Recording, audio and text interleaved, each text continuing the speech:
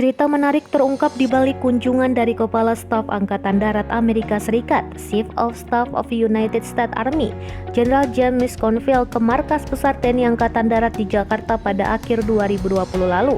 Dilansir dari video pada YouTube channel TNI Angkatan Darat yang diunggah beberapa waktu lalu, terungkap bagaimana Kasat Jenderal TNI Andika Perkasa mempersiapkan acara penyambutan hingga makanan yang disajikan untuk menjamu tamu istimewa. Jenderal Andika mempersiapkannya secara istimewa dengan menunjukkan budaya Indonesia dalam penyambutannya. Tak hanya mempersiapkan orang-orang dengan pakaian adat Indonesia, Jenderal Andika pun ternyata mengetes rasa langsung makanan yang akan disajikan untuk Jenderal James McConville. Seperti minuman es cincau yang disajikan saat itu, ternyata sampai 2 kali dilakukan uji coba sebelum tamunya datang.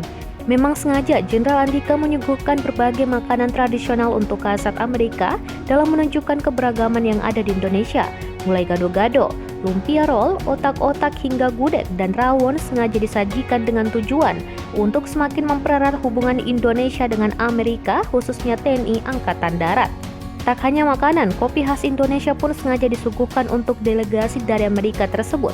Tak tanggung-tanggung, 4 jenis kopi khas Indonesia sengaja disajikan, diantaranya kopi luwak, kopi Papua Wamena, kopi Papua Oksibil, dan kopi Boru Batak.